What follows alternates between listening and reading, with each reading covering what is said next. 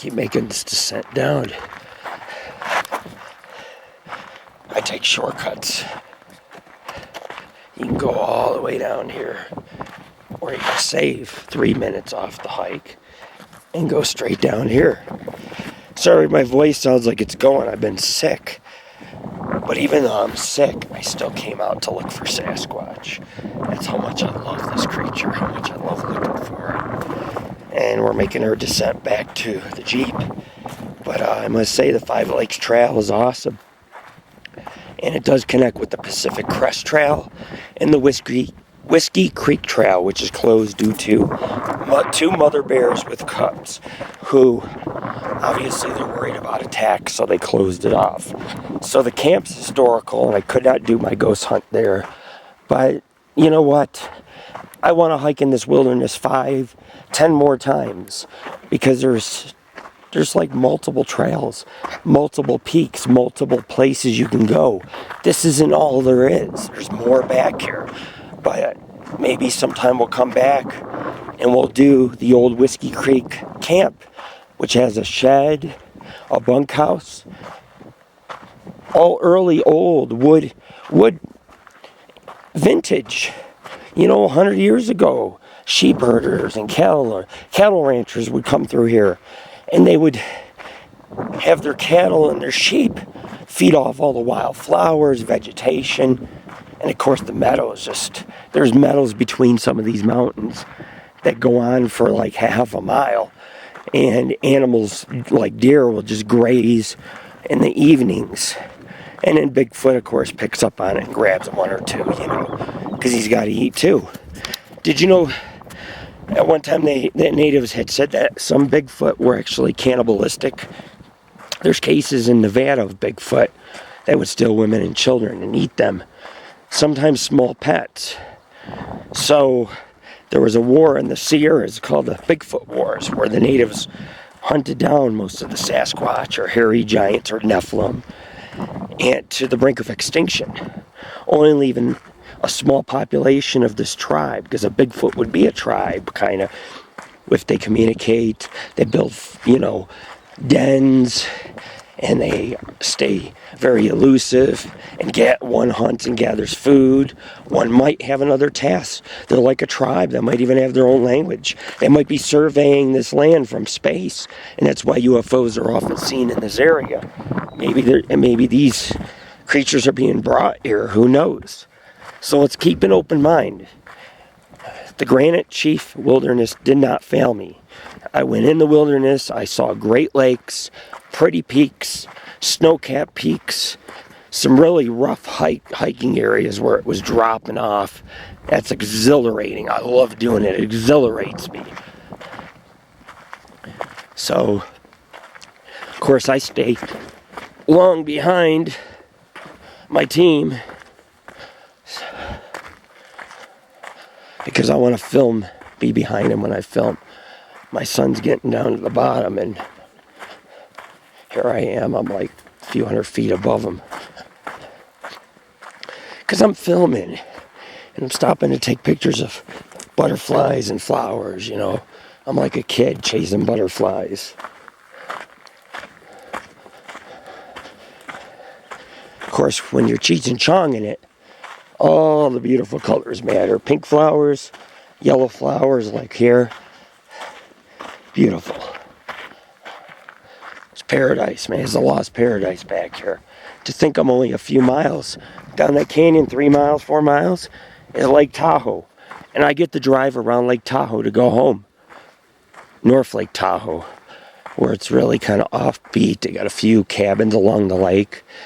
It's God's country here. And I think people should pay more attention to it. Take care of it so that it lasts years to come.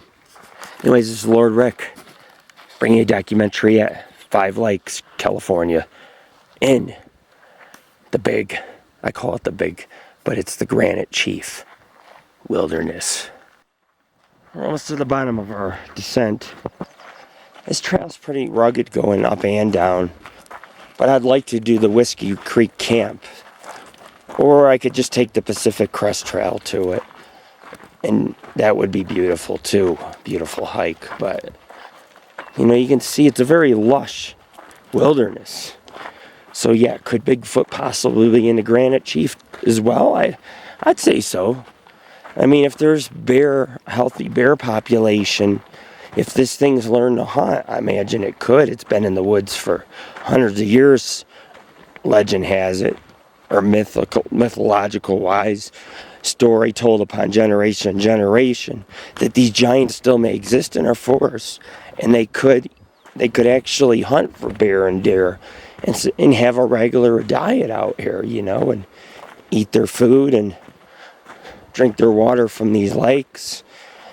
I mean, you've seen the wilderness. Those lakes are hidden. Anything can come back there, bathe itself, clean itself up, drink some water. It's not going to even leave footprints because the ground's too hard. This is Granite Chief. Everything is granite. There are granite rocks embedded in the trails. You know, and it's a gradual descent down now, but in order for us to go up to Whiskey Creek Camp, we have to take this way or the Pacific Crest. So we'll be back, just like the Desolation Wilderness. I mean, I haven't seen it all. I've seen a lot of the Carson Iceberg Wilderness, but I like to see more of the Desolation and Big Chief Wilderness. A lot of hidden lakes, reservoirs, offbeat locations where there's nobody out there, and you're just hiking for miles. And you know, sometimes you might get a track, or you might get fouled through the woods, or take the recorder out and get some Bigfoot audio. But this is a fun exploration, and it'll look good on our site. Got a lot of nature. You know, there was a lot of, I guess, adventure in the sense that, you know, we had to push through the wilderness to get to the trail. Because when you go in a wilderness, you always got to know where to cut over to hit that main trail. Because that way will always take you out. Whether you go the long ways or short ways, you know, they all lead to highways that go throughout, or passes in the Sierras. So you would be saved. It's very hard to die in this wilderness unless, you know, one little mistake, I mean, you come out here and you act stupid, perhaps, you could die out here. I mean, you do got to take the wilderness serious. You know, if you want GPS, compass, I don't always use them. Sometimes I go deep in the wilderness, come out 3-4 miles later on the bottom of a mountain. You know, I can stand on a mountain, see for 200 miles. I know where I'm parked. So, you know, we didn't go too offbeat, and I'm going to show you why. Look at all this brush. Not even Sasquatch could walk through this. It's dense. Something could sit back here, hide, you know. Just sit down, wait to cool off, wait for the night to come, and they might come out running down these trails, you know, looking for food. It's a possibility.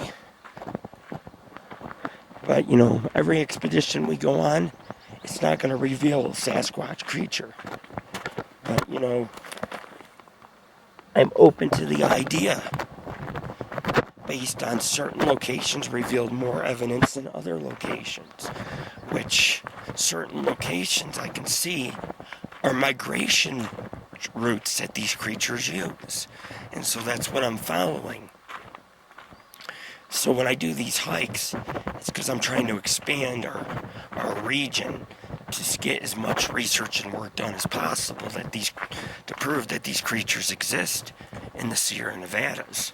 And the Paiutes, Indians, they battle with these creatures.